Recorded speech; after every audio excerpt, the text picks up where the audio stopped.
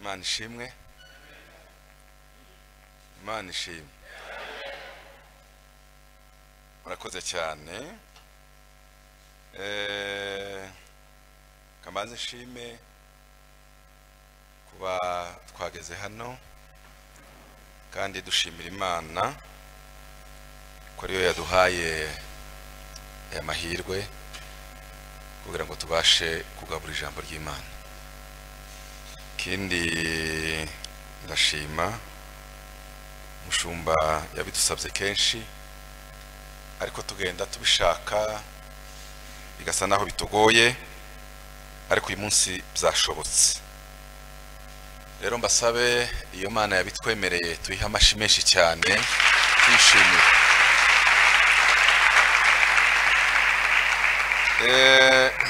Ikindi ndashimira Imana aho muri mugeze.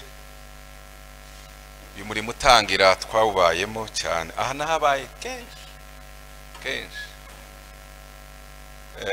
kenshi kubera ko shope ni inshuti yanjye cyane. Nubwo byageze aho agira byinshi natwe tugira byinshi twaba tukibonana, ariko nitangira twariko.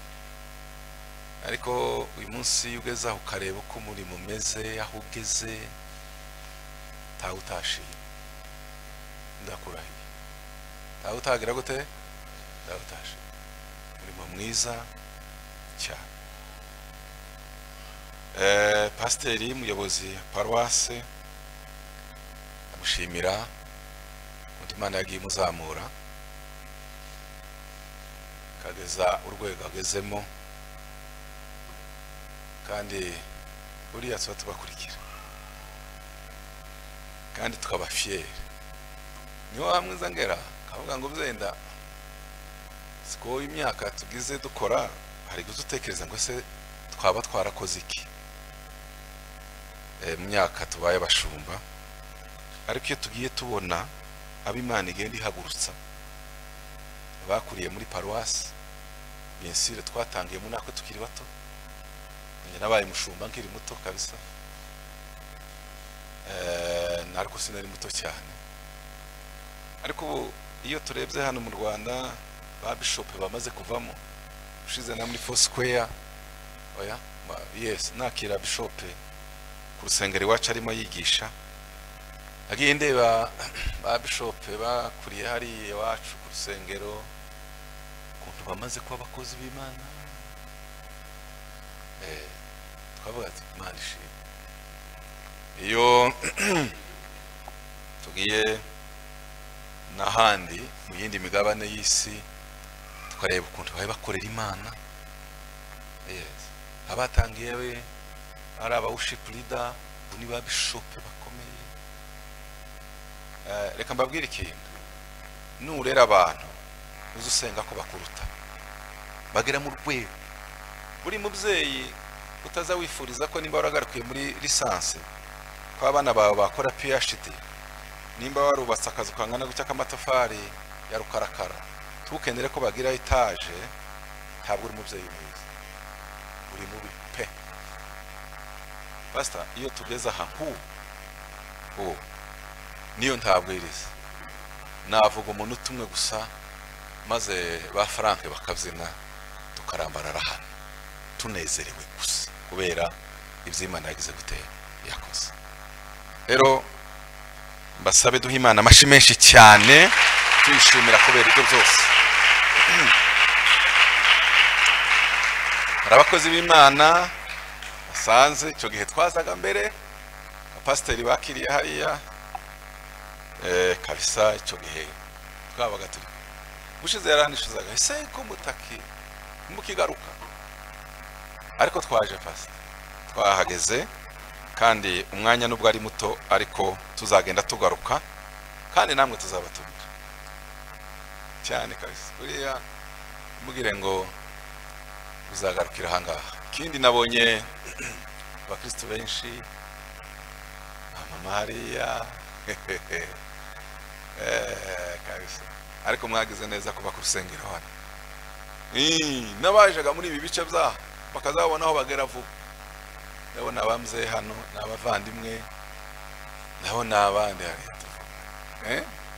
Mureke mwese muzamure amaboko duha Imana ishimwe kuko ari Imana nziza. Ubu rero nari muri uwo mwanya, ariko ubundi nuko naringize igihe kirekire ntabwo ntangira kubwiriza nabaje gufata iyi minota, ariko murayinemereye ko mbanza gukora ico gikorwa. Sibyo sera abahanze baririmbyi bacuranzi namwe turabishimira cyane. Frank sema haleluya.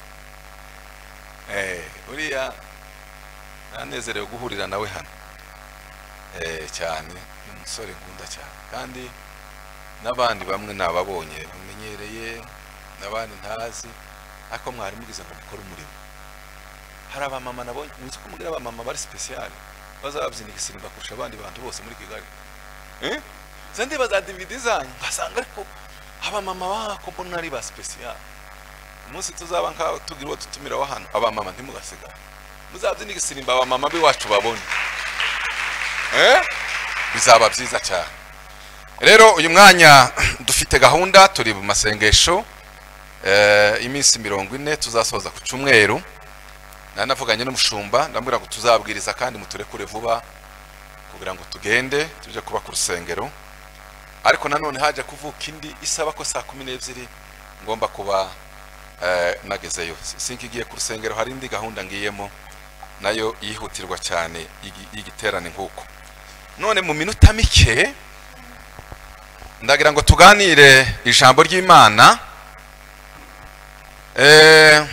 Ijambo ry'Imana tuganira, Imana yadushize ku mutima, ryanditswe hano muri Timoteyo wa 2 igice cya 2 umurongo wa 5. Turabakiriye mwese abaraha n'abandi baje kurikira bahaye bakurikira online. Igice cya muri Timoteyo wa 2 igice ni cya 2 umurongo wa 5. Haravuga gutya ngo, kandi iyo umuntu ashatse kurushanwa mu mikino ntahabwa ikamba. Ndagira ngo munumve neza ndimo soma, biraja ko bafasha kumva kandi ndasobanura mu mwanya muto kubo mwumvise neza ico twasomye. Kandi iyo umuntu ashatse kurushanwa mu mikino ntahabwa ikamba, nkeretse arushanijwe nkuko bitegetswe.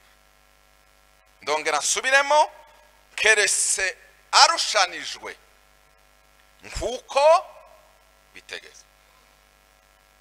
Nankurikiye muvuge ngo haleluya.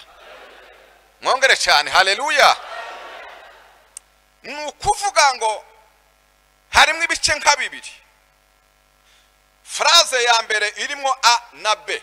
Iya mbere iravuga ngo, kandi iyo umuntu ashatse kurushanwa mu mikino ntahabwa ikamba.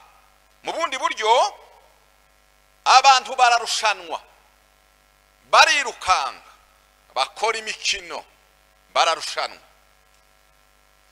ariko kurushanwa ntabwo bihagije, kubera ko iyo warushanijwe uba ufite papasi, uba ufite icyo ushaka, nubwo usingira icyatumye urushanwa. Noneho rero Paulo yandikira Timoteyo ashaka kwerekana ko kurushanwa ntabwo bihagije. Oya, wakwiruka, watera amakofi, wakora ibisabwa byose, ce n'est pas suffisant, ntabwo bihagije. Virgile. Noneho aja muri B. Iyo bavuze ngo keretse, keretse ni ikinyarwanda cyumvikana gishaka kwerekana ko icyo wakoze cyonyine ntabwo gihagije. Keretse hari inyongera. Sifa kwa Mungu. Hari inyongera ibaho. Noneho mu mikino bakavuga ngo keretse arushanijwe nkuko bitegetswe. Ni ukuvuga aravuga ngo keretse yubahirije amabwiriza y'umugeni. Iri jambo rero rirakomeye cyane, ni naryo nashatse ko mu mwanya muto tuganiraho. Keretse yemeye kurushanwa bijyanye n'uko amabwiriza ameze cyangwa se amategeko ameze. Ntabwo naje kwigisha siporo,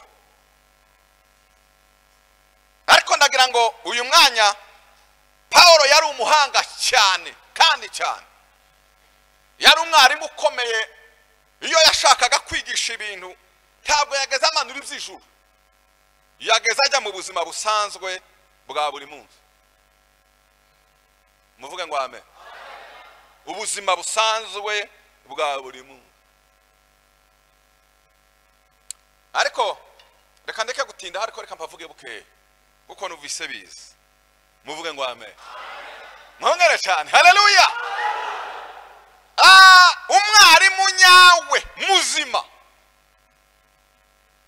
Jewe nize section pédagogique secondaire ndayirangiza, ngo marenje kwiga muri université niga Institut Supérieur Pédagogique, iyo bita ISP, ya formaga abantu gusa bajya mu burezi. Umwarimu muzima ntaza yigisha abantu ibintu buri abstrait gusa. Niyo mpamvu yurangiza uja muri laboratoire cyangwa se warangiza ugasohora abana kera turiki muri primaire ukabajyana hanze ubavanyije mu ishuri, ukazugenda bagiye muri visite tubereka ibyo babonesha amaso. Niyo mpamvu yureba Yesu, kubera ko yari umwarimu ukomeye watangije ubutumwa hariya muri Aziya, hariya mu Isiraheli. Iyo yigishaga ntabwo yigishaga ngo amanure iby'ijuru, yajyaga mu bintu biri pratique. Kunda kubwira abantu nkababwira ngo buriya Bibiliya yanditswe muri context yaho Yesu yakuriye. Niyo mpamvu yisomye hariya mu gice cya 15 azavuga ngo nije muzabibu w'ukuri, namwe muri iki muri amasha. Umuzabibu nicyo giti cyagaragaraga hariya muri Aziya, nicyo giti cyari gihari, kugira ngo abantu bumve ubu Kristo imbaraga zabwo nubuhe bushingiye muri connection. Igishitsi namwe muri shami, ishami nti ryabaho ritahaye ryonka amashereka yo kubishitsi, nawe nti wabaho utari connected kuri Yesu. Noneho abigereranya n'ukuntu bari babimenyereye, ni ibiti byahoragaho. Umuzabibu namwe muri iki muri amashami. Mbabwiza ukuri, iyo ubwiye abantu bahana benshi umuzabibu niki tibawuzi, kugira ngo bisobanure tugiye gutradwiza neza ngo bumve. Udakoresheje hariya gice cya 15 ngukoresha umuzabibu ukavuga ngo njewe ndi igitsina ciki cy'urutoke, namwe muri iki muri amakoma. Seyidante umwana w'umucaro w'ikibungo nahe arumva neza.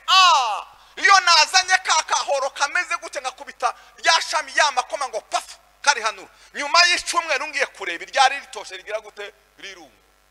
Icyangombwa ni connection, illustration wakoresha nukugira ngo ribisomo ryumvikana. Muranumva? Iyo Bibiliya ni imwe. Nubwo bakoresheje umuzabibu uriya nawe agakoresha insina y'urutoki, itashaka kwerekana leso niyo ngiyo. Reka mbereke ikindi. Sifa kwa Mungu. Sifa kwa Mungu. Muza mugira ubwenge mwige mumenye. Ngwino hano sha. Turacyari kumwe muvuge ngo haleluya. Ni munumva neza ibindi ndavyirukankamo. Umunsi umwe Yesu yitegereje abigishwa barabareba, arababa ngo aba bantu nimara kugenda bazagira ikibazo. Aba bazagira ikibazo. Kamanze mbigishe ijambo rijanye no kwiringira Imana bakarwanya amaganya. Kandi kugira ngo barwanye amaganya ngomba kubahereza isomo ritazabavamo. Arabasohokana abafata ukuboko gutya barajyana. Ngo bamare kujyana ngo bagere muri jardin nziza, bustani yuzuye indabo. Ahamagara abigishwa be, ngira ngo none Petero agomba kuba ari we bagazusubiza vuba cyane. Arababaza ngo se mwabagabo mwati iki niki? Bose barareba ati n'indabo. Okay, ariko murabona ukuntu rusa ko bararureba murabona iyi rose hari ahandi mwigeze muyibona? Ati na hano. Ninde uzuzidodera zigira izine? Ati nta izine y'imyenda. None se zambikwa nande? Uyu iyi rose sitya iziva bose basa n'abatumwa baba. Tubizi aho ruramba kanga rugira igihe kingana gihe rutumye. Ati rwuma vuba. Ati none nimwitegereze mwabonye ururabo kuntu rusa? Ati twarubo. Imana iza yambikura ururabo kandi rukuma mu by'umweru.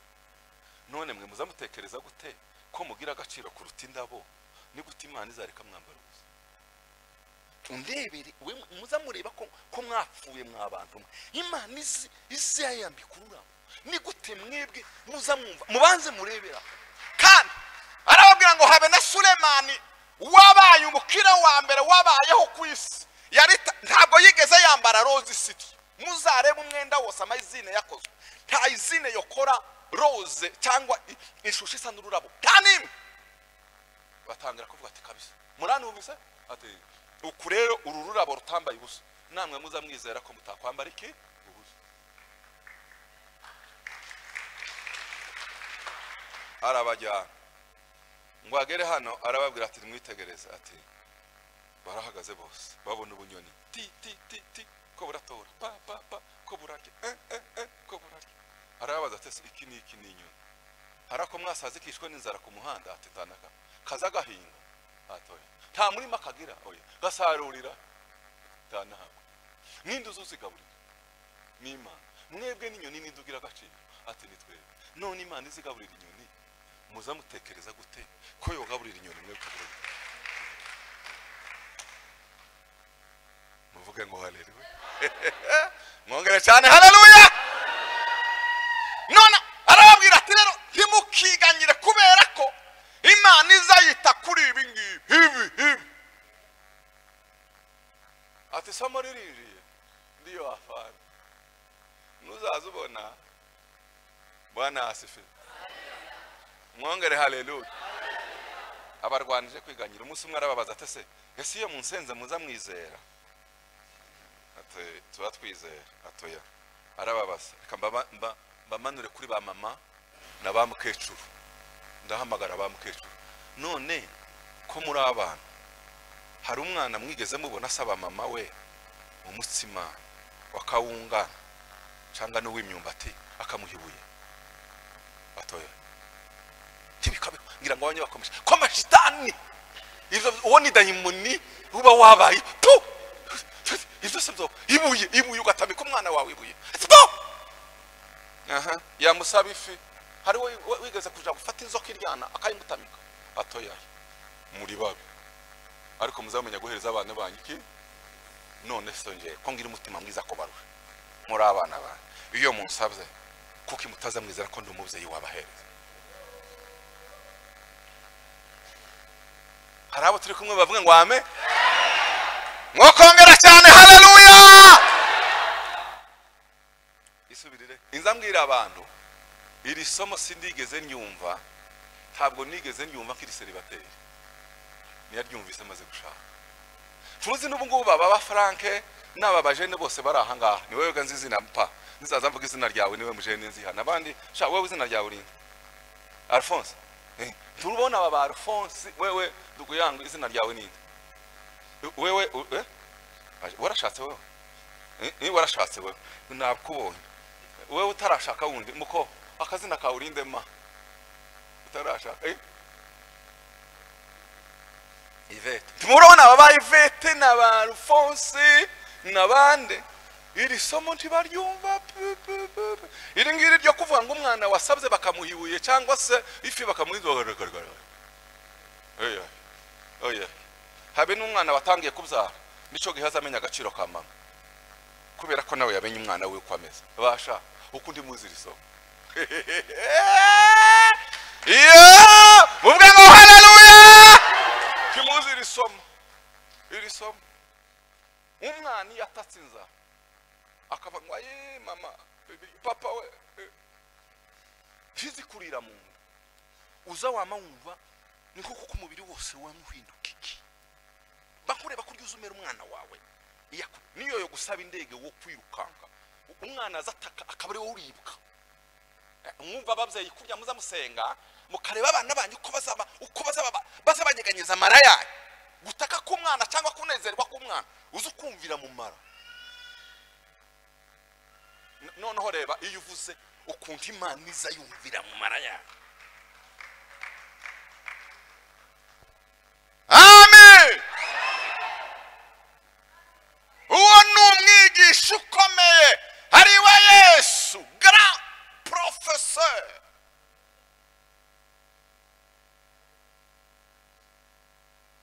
Noneho Paulo nawe amaze gufata umwanya wa Yesu, aba umugabo ukomeye ngo atangire kwigisha. Yaza yigisha abantu akabigisha aturutse kuri Bibiliya, babonesha amaso yabo umunsi ku wundi. Munumve neza bana bacu b'abajene n'abahungu n'abakobwa, bavyeyi, abapapa n'abamama, uyu mugoroba aya masaha musingire mwumve neza. Natangaye uyu mugabo bazakunda avuga ngo yari umunyabwenge, ariko buriya nkunda Paulo nakwambiye kubwije ukuri. Niwe muntu yigeze kwandika yandikira Abaroma yarananiwe kujyayo. Muzasome mu gice cya mbere n'icya kabiri uzasangamo. Niwe muntu nzasoma ngasanga yaratandukanije, abwira abantu ko Bibiliya Imana yanditse ni eshatu. Bibiliya eshatu. Yashaka kwerekana ngo nudasoma uyu uzasomeye, nudasoma uyu uzasomeye. Niwe yageza demontra. Rero hari n'abashaka barandika bakavuga ngo buriya no kwiga ni byiza, ngo Paulo Yesu yaraje atanga amahame y'ubwami, arazi anonsa amahame y'ubwami y'ubwami bw'Imana. Paulo ngo aze arayasobanura, araexplica. Yari umugabo w'umuhanga. Agiye kwandikira Abaroma bari intiti ico gihe bari bayoboye isi yose. Niho havuye nayaje muri vango tuleshe meme na Rome. Nukuvuga Rome yari kapitale y'isi. Kubera ko yarataragerayo agiye kubandikira, abandikira ko mu intellectuel ukomeye, ababwira Bibiliya eshatu. Ubundi Bibiliya ya mbere ni dufite twese tuba dusoma, ariko yongeraho izindi zibiri. Arababwira ngo ibitagaragara by'Imana, Imana itazigaragara iza yerekanwa n'ibigaragara. Ngo iby'Imana yaremye byose ni igitabo cy'Imana, kigomba kutwigisha ko Imana ihari, kandi bikatwigisha ko umunsi umwe urubanza ruzaba. Burya nuzazubona buri munsi icurebye amaso yawe kikweretse ni Bibiliya uhayisoma. Tuzagira icyo wireguza habe no munsi. Iyi Bibiliya niyo yasomye munsi yari muri Aeropanga. Ageze Atenayi ngo hagera asanga ibigirwamana byinshi, asanga n'ikindi cyanditse ngo Imana itazwe. Noneho ashaka kugisha impaka. Iki Imana itazwe ntimuyizi tusa. Bamusabye kuja muri Aeropanga gutenera conference. Ngo ashikabona ntasoma Bibiliya. Arababwira ngo Imana yaremye isi n'ijuru, ikarema mwebwe oxygen muhumeka, ikarema ibi, nivyerekana ko Imana ihari. Sifa kwa Mungu. Buriya iyo urebye iby'Imana yaremye, iyo mubona aba bantu bakora muri za NASA n'abandi bakora aho bareba ikirere n'ibindi bazenguruka, bakareba uko isi iri superpose za planet n'ibindi, baza bagaraho bari ukuntu zitagongana n'ukuntu bitaza bitsekurana, bakagara bagatangara, bakavuga ngo ibi ntabwo byire. Uzica bazabita kuko batazi Imana, bakavuga ngo une intelligence supreme. Iyo intelligence supreme bayiburiye, tugomba kubibabwira iyo yitwa iki Imana, kuko nabo amaso yabazababwira ngo hari ikintu gikomeye cyaremye Bibiliya. Ndashaka kukubaza, ibyo uzureba umunsi ku wundi byose ni Bible. Ya kabiri, ya gatatu, arababwira ngo nimba n'amaso yawe atazabona, atazayitegereza, utarasonye n'ibyo, ngo Imana yagiye yandika amategeko yayo, iyandika mu mitima. Buriya umuntu wese azi niyo utosoma Bibiliya ikibi n'iciza uzukimenya. Habe n'abapagani batasomye Bibiliya, ninde muntu uja gusambana agasambanira ku muhanda azayihisha, ninde uja kwiba ntabanje ngo afunge za biro. Nukuvuga ngo karakora umutima wa mugengo n'ucu wabuja gukora niki nikibi, wagikoze Bibiliya yo umutima yako bwe. Habe n'umwana muto iyo ari isukara ataroha amenya n'ubwenge bataramwigisha, agakora mu isukara, mami yaje azamashira amaboko hehe mu mufuka, agatangira guzaga niki bakoze ko mama muntu hose kibiwamu wakoze aya n'ukuri bw'Imana ndaco nakoze niko cyamubwiye gushira intoke Bibiliya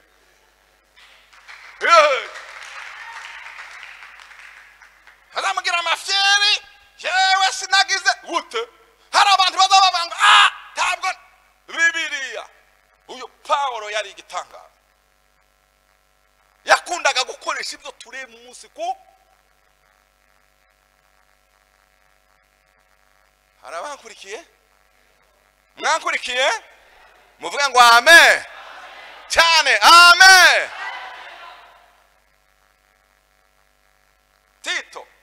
Timoteyo yari umwana wa Pawulo, aramubwira ngo mwana wanje nabyaje iki ubutumwa bwiza. Nije gasasa mu isomo, mwana wanje nabyaje ubutumwa bwiza.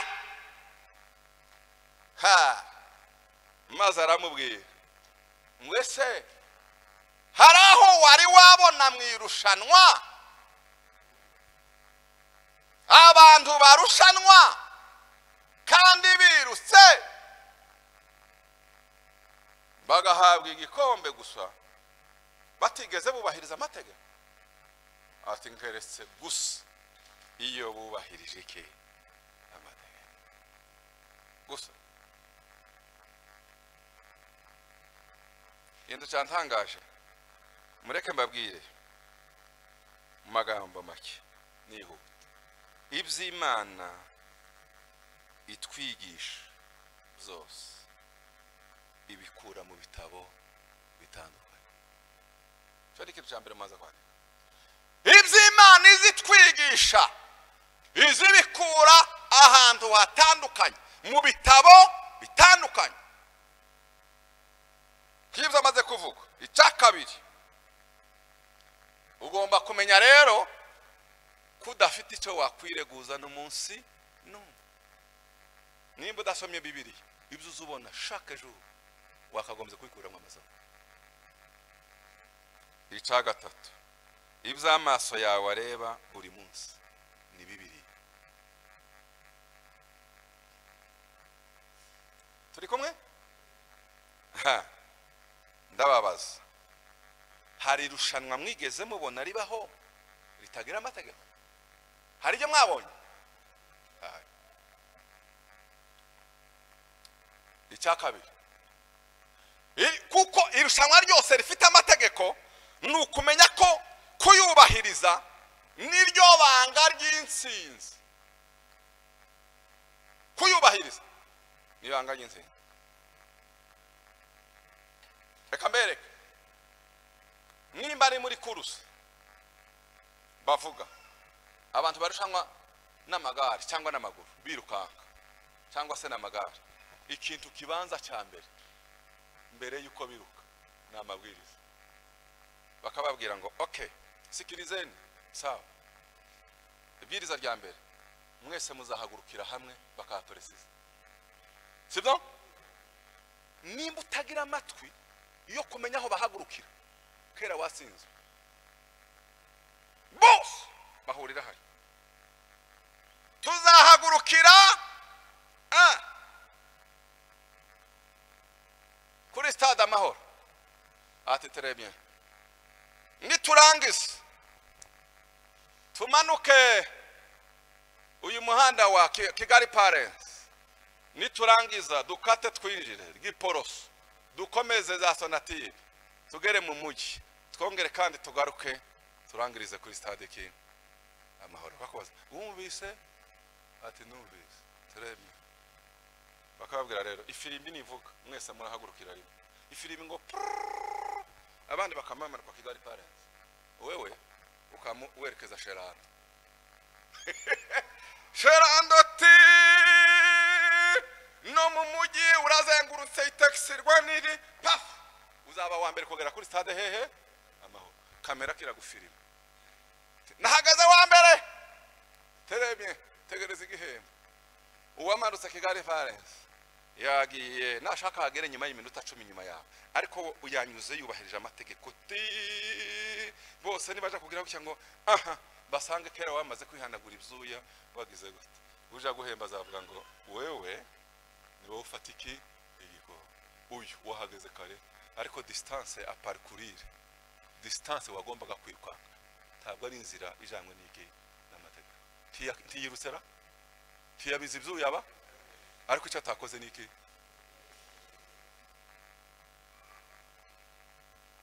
Ariko yahagaze mbere.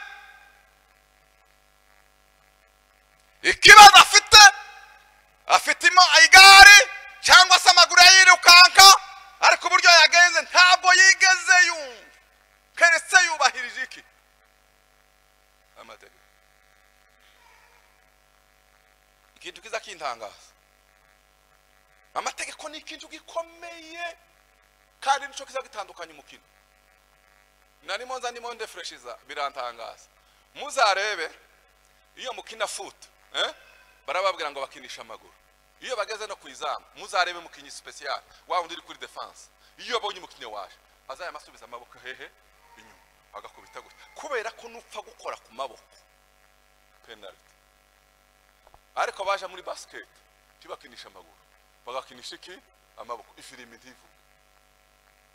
Ko biriwe bakinisha amaboko pa, birirwa bakinisha pa, kuki batavugije ifirimi. Amategeko agenga basket, amategeko agenga volley na amaboko, agenga foot ni ibirenge. Nuzana amaboko wakinye ko bitavuga. Mwana ubisa zose si sport, ariko nimba ugiye kwina volley ugomba kubanza gutekereza. Nimba uri foot ukajyanayo amategeko ya basket, za penalty zirijira mu ratana mazero.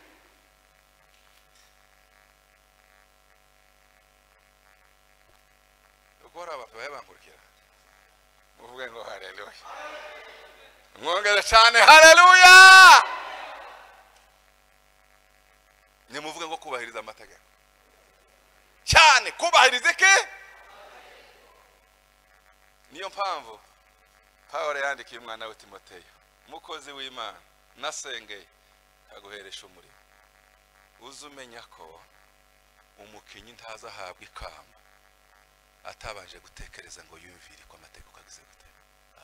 Uranumva mwana waje mu nzandiko ngufi yanditse z'impapuro n'izandiko za Pawulo yandikiye Timoteyo zifite impapuro, ariko zirimo amagambo yo ku mutima umubyeyi azabwira umwana.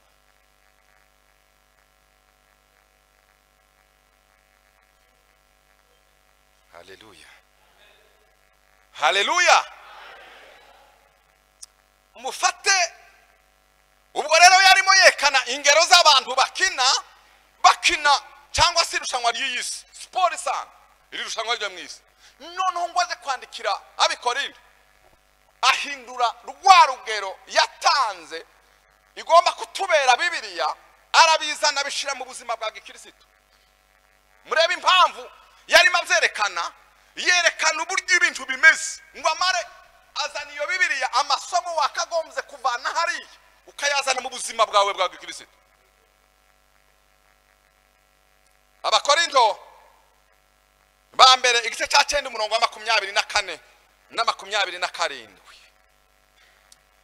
Ageze ku murongo wa 24 arandika ngo ntimuzi yuko mu birori abasiganwa biruka bose, ariko ugororerwa kabariki ari umwe. Umva rero neza application, isomo agiye kuri applica, yari kuye hari yagiye kurizana muri vi chrétienne, ubuzima bwa gikristo.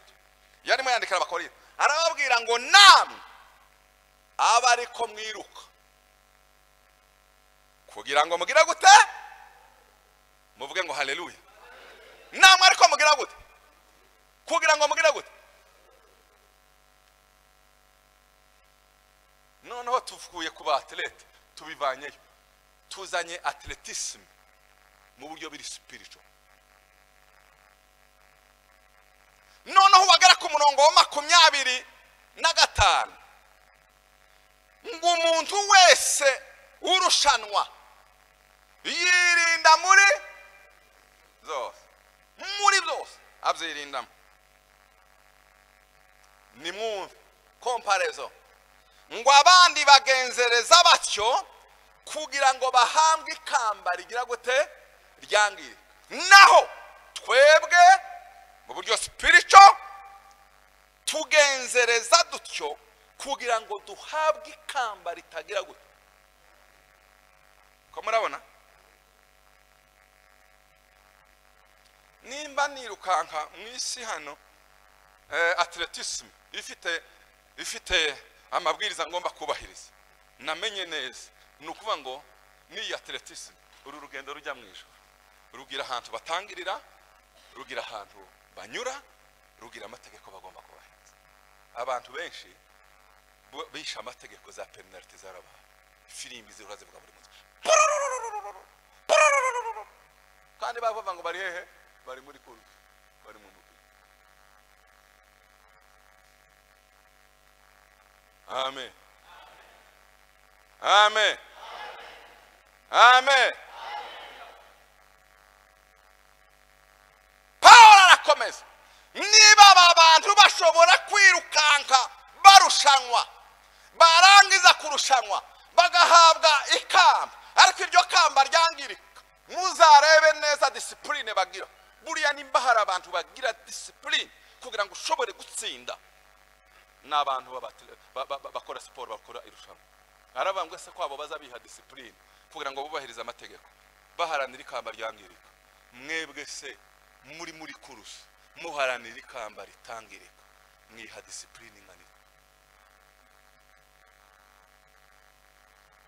kandi kamba duhabwa twe ntiryangirika ashaka ko babaza ninde muntu wigeze kumva Pele muri football Pele nzano bavuga ngo Messi Zidane nawe bagazavuga uyu wundi sinzi ni Kristaki uriya sha ureba discipline ali kandi kugira ngo discipline hari ibyo atazarya ntarya urusenda ntazanywa ibindi meze gutya igihe cyo gukina iminsi ingana iki agomba kuba afite iki agomba kuzubahiriza tazagera hariya akagira ikinyuze mu mutima agomba gukora siporo buri munsi agira ati kugira ngo haranire igikombe kandi baragibona ariko ndashaka kubabaza ibikombe byose Pele yahawe haraho bikivugwa bizavuzwe mu gihe cye ariko nibyo mu isi bizabigera igihe bakabisaba ariko bazabiha discipline ariko twebwe umunsi tuzatsinda bagakoma ifirimbi okay arasinda ni igikombe cya murebe iyo comparison uburyo yari maze kuki abandi bagira discipline amaze ugasanga abakristo mwitorero niba bazabagira ngo teriraho bazapfa gufatisha amaboko kandi ari gihe cy'amaguru tisho iyi kurusi uru rugendo rugira amabwiriza muvuge ngo haleluya uru rugendo rugira iki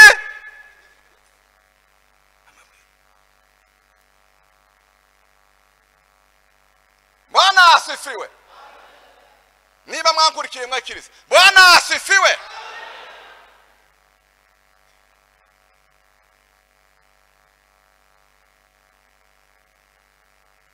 mwumve 26 ngo nuko naje ndiruka ariko si nkutaza honja kubita ibifunzi ariko si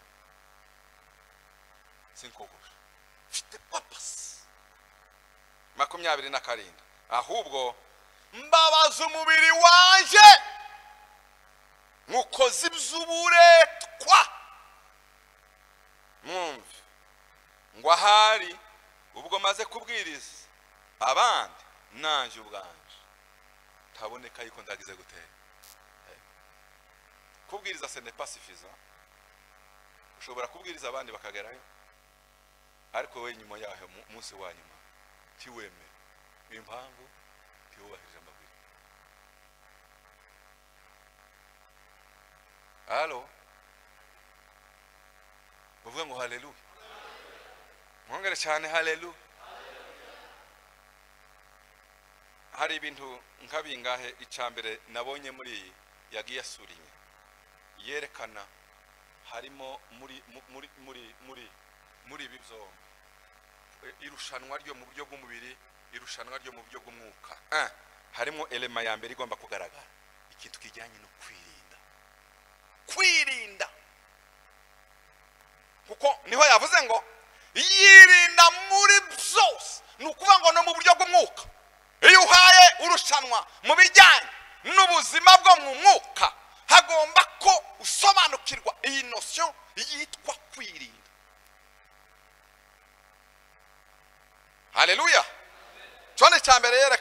icya kabiri yerekana aravuga ngo ababaza umubiri ngo mbabaza umubiri wanjye ngukoze iby'uburetwa. ni ukumenya ko ubushake bw'Imana bugomba kurengera ubushake bw'umubiri. ni ukuvuga ngo umubiri hari ibyo ugenda utwereka ariko ukavuga ngo ya kubera papa se nkurikiye hari ibwiriza rihari mubiri nyamaza. nuko mutaraje muri utarahangana n'ubushake bw'umubiri ukaba ufite impamvu amabwiriza kugenga tuzanywa fanta koka tuzanywa iki tuzarya urusenda tuzarya inyama kugira ngo umererwe neza. sha umuntu uzanesha ibyo z'urwana umubiri ukamugira inyota niba ukazabona n'abandi bantu ukazumva nawe wasingira amererwa ukazumva n'amacana ukababwira ngo nyamaza amabwiriza ngira kugira ngo nkomeze mererwe neza. tuzarya inyama tuzanywa ikawa. nigeze kujyana n'umugabo umwe ngo ere Sopetrade nzambuka gutya akunda ikawa cyane twaza tujya ni wabo akayidutekera zagicemwe ziryoha zimwe bazumva ngo kubisuza umva ihaye motera hanga amaze ngo ayirangize kurya bashize here ku cyapa ngo ikawa we uko ni cyapa ntabwo ari ikawa ni publicité bagize gute bashize ikawa we ndamubwira ngo kujyana uje kuyikugurira ko numva wahwereye n'ibindi iryo ni kinumu. iyo bakubwiye ngo hawutakunywa kahwa haba naho umubiri wagira ukoresha uburi kamwe ngo nyamanza hawutakunywa ko niyo mabwiriza afite. kwirinda gucecekesha umubiri ukareka amabwiriza ajyanye n'irushanwa akaba ari yategeka akaba ari yajya imbere kurusha iki amabwiriza umubiri aho waguhereza. cyo ni icya kabiri. cya gatatu nasanze Pawulo yarimo yandika ni ukumenya ko ngo ahari ubwo maze kubwiriza abantu naje ubwanje ntaboneka kugira gute ndemewe. ufo kumenya ko nyuma yo gukora hazabaho evaluation kugira ngo urebe ko imvune yose wavunikiwe niba ishobora guhabwa amanota yo kwemera. hari abantu baza bakora muri iyi si bakumva ko bakoze ariko ntibamenye ko umunsi umwe hazakorwa proclamation. umunsi umwe itangazo rizava ngo yes ibyo wakoze byose byajyanye n'iki n'amabwiriza uremewe kuko ushobora no gukora utagize gutemewe.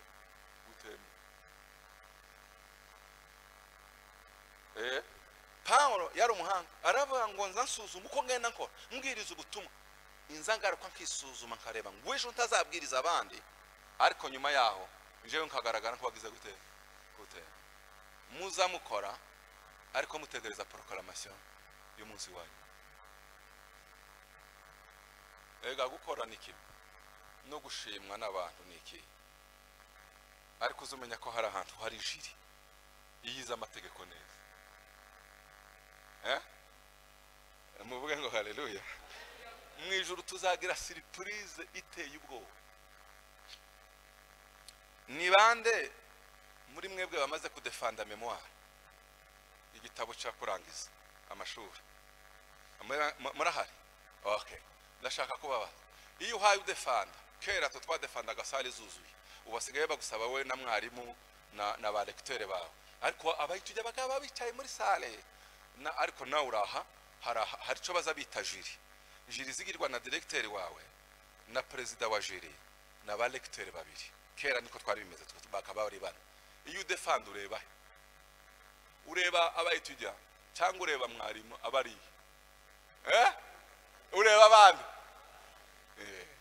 niba basomye igitabo niba baza amabwiriza niba utarakoze plagiat niba bazi nimba objectif wadefinishije hariya nimba zihura na conclusion hari amabwiriza hari basomye igitabo bagiye bakora za notation za rouge za bakabura ngo icara aho dusobanurire none bakaguha iminota 30 uko wayisobanura lecteur wa mbere karamanura rinete gutya akakureba agasora karimanura akaza kureba noneho wewe aho kureba hariya ukaza wumva bariya ngo yavuze igifaransa cyiza uyu musaratinda we iyo uri igicucu.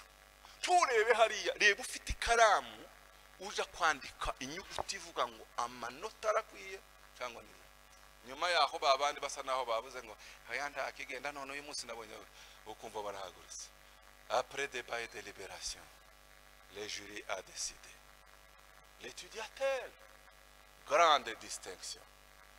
Niwo mwanya wo gukoma amashyi. Ariko apana mbere sutenanze. Ko murano ba? Babandi bakomye amashyi.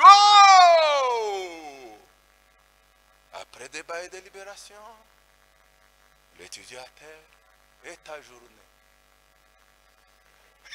Iyo bavuze ngo ajourné, arasibiye. No, mwebwe mwakomye amashyi. Ya mashakoze iki? Ukuyo turire, iyo tubwire, iyo dusenga, iyo tuzi, iyo tuhabwa ububishop, tugahabwa ubupastori, tugahabwa archbishop, tugahabwa iki? Hari gihe abantu bakoma amashyi. Usijani na hawa. Cishamake ye. Cishamake. Hari nyirijiri Roho Mutagatifu na Data wo mwijuru. Uzu gusuzuma mwibanga, akagusuzuma uri muri public, akagusuzuma ubwiriza, akagusuzuma igihe utabwiriza, akagusuzuma igihe uri muri office, akagusuzuma n'igihe uri muri douche, akagusuzuma everywhere. Karagenda yandi. Paulo aravuga ngo sinza ntinda kuri ibi gihe mbaye ngo nzangerageza kurwana no kubahiriza amabwiriza kugira ngo umunsi wo kwemerwa wa proclamation igihe impapuro zizabindurwa we tazagaragara.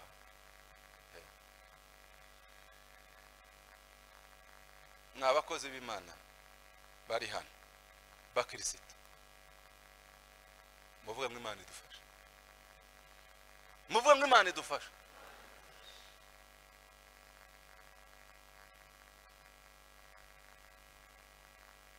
Ubu kristo uru rugendo Imana yaduhamagaye, ubu bukozi Imana yaduhamagariye n'urugendo rufite amabwiriza, mwirushanwa rifutike tawa uhabwa ika keretse akinyi agenda uko amabwiriza.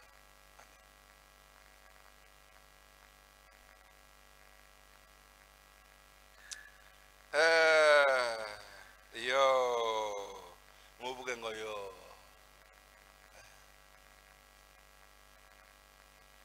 abajene mwese muvuge ngo wi,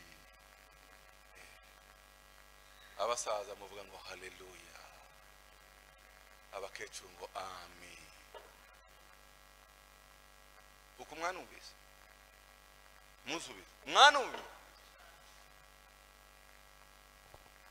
Noneho rero icyo ni cya gatatu. Icya kane ashaka kubereka ngo dufite impamvu yo kubahiriza amabwiriza, nuko twebwe nituyubahiriza dufite ikamba ritangirika.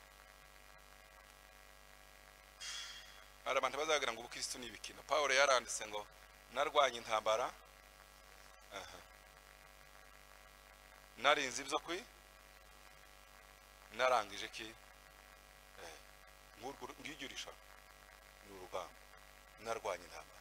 Nutarwana n'umubiri ngo urwane n'iby'isi ishaka kukwereka, ngo urwane na Satani, none se uzava ngo agize iherezo ryiza. Hari abantu bagenda muri iyi si bakama bagenda bararana, bakaza bakubita intuza zose bahura. Ugenda mu bukristo ugomba kuzaza ureba aho ukandagira, ukaza ureba ahari umwobo, ukaza umenya inzira wanyuze.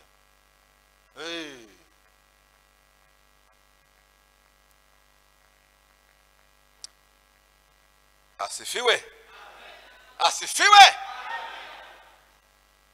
Kansozereza. None niba umunsi umwe tuzasuzumwa ko twakurikije amabwiriza, tugomba kwitwararika iki?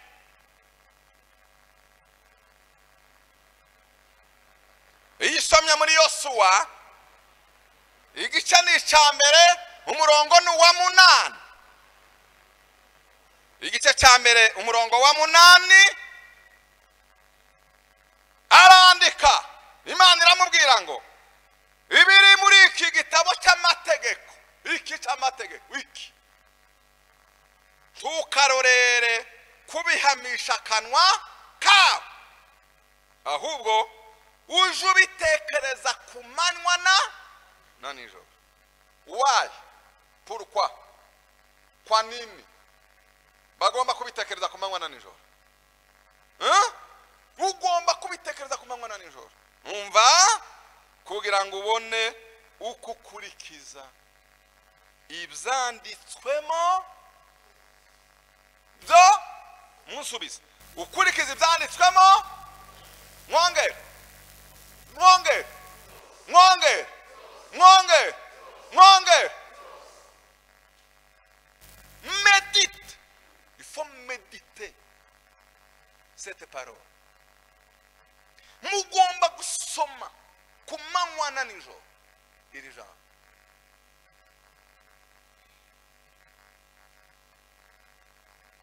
Milele na milele, milele na milele.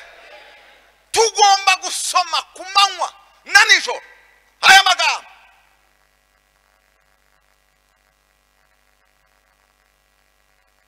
Hari indwara nka zibiri dufite. Indwara ya mbere ni ukutamenya. Dutunze abakirisitu babaho bari mu bwami bw'Imana batazi constitution y'ijuru, kandi constitution y'ijuru ni iki? Ni Bible. Kandi kutamenya itegeko tirireka kuguhana. Nul n'est censé ignorer la loi. Niba kubwira ngo jewe nakoze bisi nari mbizi, ariko wabikoze ati ntiwari ubizi, itegeko rifrapa. Ejo naciye ahantu hari akantu nagize gutya ngo bamare ntibanandikira ngo bampe message, ngo bagere bampagaritse ati ndugu yangu Amanda, ndamura ngo sinigeze mbimenya yamaseka. Atariko data we niko itegeko garivu. Abakosheje batakuye information bireba itegeko nuko kirisa rihindu.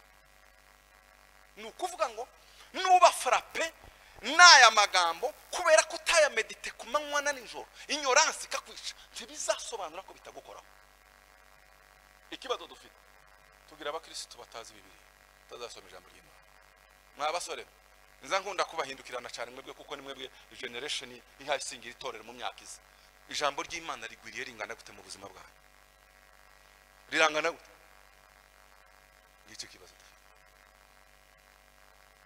Buriya imbaraga zose Paulo arandika aravuga ngo ijambo ry'Imana ribe rigwiriye muri mwe, rigwije ke ubwenge. Umunsi yabwiye Timoteyo aramubwira ngo nabonye kwizera kwawe kutaryarya, ngo nakubonye kwabanje muri nyogokuru, ngo kugera no muri mama wawe Eunice. Ariko ugiye gusoma ngo namenye neza ko wamenye ibyanditswe byerukira umwana. Ubundi hari gihe nigeze kwibaza, ese muzamwibwira ngo kwizera kwa Timoteyo ni hereditaire, ni karande, ngubwo kwabaye mwanyirakuru kugafatana mama ngo nawe kumufate. Uko ni muri pastor uzazana umwana uri pastor, ninda babwiye kubukiriza buri hereditaire tibishoboka. Ariko dori banga bari baramenye. Mama wa Timoteyo ni kumwuka yansobanuriye, nyirakuru yareze Lois yabyaye Eunice, yama mutoza ijambo ry'Imana kiri umwana umukobwa, ararirya arakura aba agira kwizera kutaryajya gusana kwa mama we. Nawe ngo abyara umuhungu we amurera kuko nyina yamureze, amutoza ijambo kiri umwana, nawe yamafata kwizera kwa mama we. Muzamubwira ngo mwagira kwizera kutaryajya mutazi ijambo ry'Imana gute? Kurya muzamubwira muri telefone ngo pya pya pya ngahe gasoma verse. Abandi bo baguze za Bibiliya sigaze isa n'imyenda yabo bakagira ngo ni sakame, nukurirwa bazisiga amaparfe. No, tuba tubwizanye ukuri. Soma ijambo. Ubu no guhamagaza Bibiliya yawe nkareba uko wayisuriye, uyisomye kangaho irangije kangaho, bibise muri ijambo rizakurinda, si ijambo utwara inyuma niri kurimo. Tumubona abandi abadayimoni bazabanigana ngo itwaze Bibiliya ngo akazayitunga gutya, nta Bibiliya izitunga gutya ngo niyigira iriya ikiza gito bari uzubona itunga gutya, icyagisohoka so umuriro uvuye hari, ni umuriro w'ijambo iringiye yakweretse ryuzuye ubuzima, noneho rikatwika abandi bakayisegura, bamara kuyisegura abadayimoni bakayibanigiraho.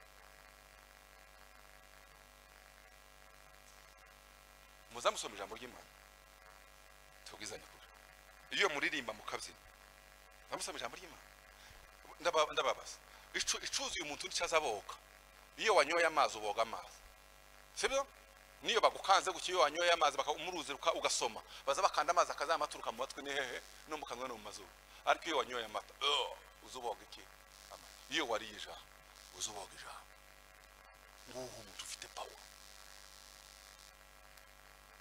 mbasabe muri message y'uyu munsi nimusome ijambo muza mutarama muririmbe muzi nimutahura gura bibiri gura n'ikaramu muri 1997 nibwo nari ngikorera muri leta nja i Paris twari dufite amezi 3 ya formation ngongereyo numva umwuka yambaza soma Nouveau Testament yose ndayirangiza muri ayo mezi none ngo ntaho umunsi umwe ndimo mbwiriza nayo ndibuka ko ari muri Maranatha sa nuvuga iby'umwuka yampishuriye ndimo soma ngo sohoka umuntu yamaza arana ngo niko ngo urashasoma Bibiliya yose wewe ukagira gute ukayiranga ese biri dépassé ni démodé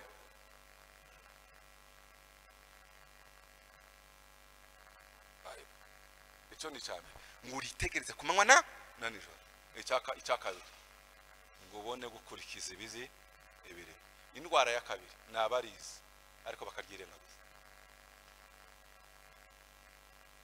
hari abayisomye pa bayizi ugasanga iruzuye abahesha abakozi b'Imana benje bihangana Bibiliya barayisomye azayibukugara ngo none niwe yabaye mu bayandise ariko sha mwitegereze garya jambo ko rimeze mu buzima murebe uko ayoboye abakristo murebe uko abanye n'abandi murebe uko azagi murebe uko azayitwara murebe ariko uyu ni jambo asabwiriza suko atarize ariko Imana yabwiye Yoshua iramubwira ngo numara kurisoma warime uzurigendera ukuguru kwa mvuga ukatagira ibumoso cyangwa iburyo strict uzokwandabira nimba ushaka kuba umukristo uzemerwa tugakora iki jambo ryahakanye niba shaka bazakwica nimba ushaka kuba uzaburangije neza nugongana n'ijambo uzabugongana n'Imana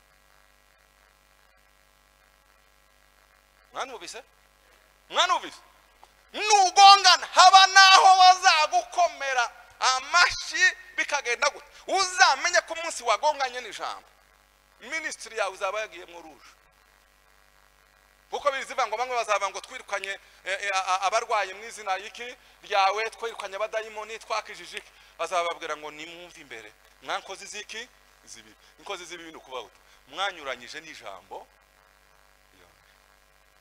inkozi zibi Imana yacu ntigira amaranga mutima ni Imana igira za indicateur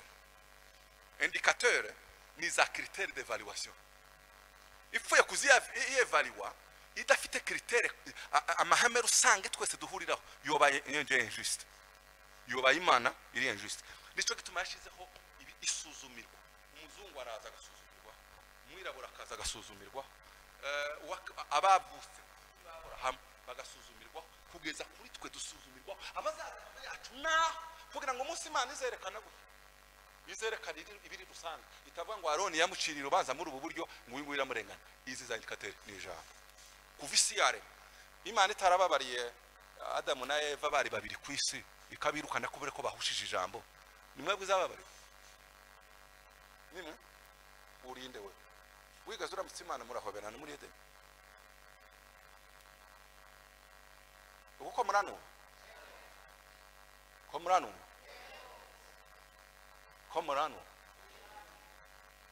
ngubwo tugoswe n'igicu cy'abantu bahamije Imana ngo duti umwanditsi w'Abahebura aravuga ngo ntimurageraho muvusha amaraso mu Rwanda niki ni mu Rwanda cyane kandi ashaka kuvuga bakoze b'Imana mureke twigishe kwanga icyaha no kunyuranya n'ijambo ry'iki impano ntitsene patosha ariko impano zitajanye n'imbuto tacho zimaze kandi imbuto niki ni bigomba kuba biri conforme ku ijambo niyo mababa biraza gute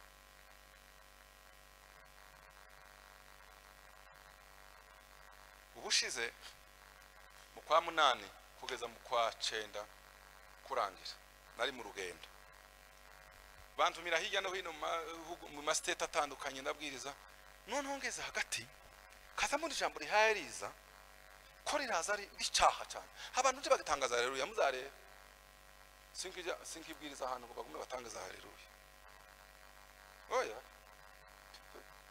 ni haka none mbaza Imana ese wampinduye umuntu iteka ryose wowe urumva message y'inkota isogota why none unanje mpereza nigisha ibintu abantu babyine mu mwuka baririmba numva ko mwuka mbwira arambwira ngo rabizi igihe tugeze ni igihe cyo kubwira abantu ico bagomba gukora kugira ngo basingire umugisha narambuye ibiganza guye jewe ntaco nimanye ariko nkeneye uruhare rw'abantu ruze rusingira iki catwishe tutakigira imbaraga suko Imana itagikora ariko ntikigira abantu bagifite amahame bagenda tero bakangurire boye kwimimigisha basingire bahagarare mu mahame yanjye ahonzanywe maze babone ibitambaro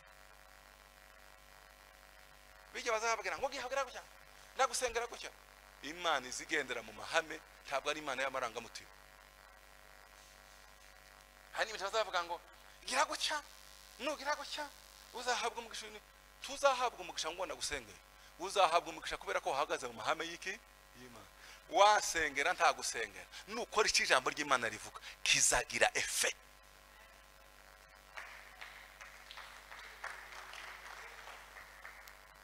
ndarangije mu izina rya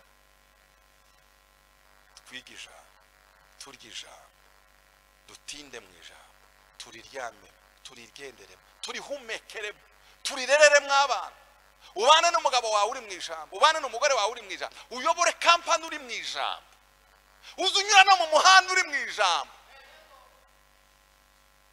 haleluya ubyina uri mu ijambo uririmbire mu ijambo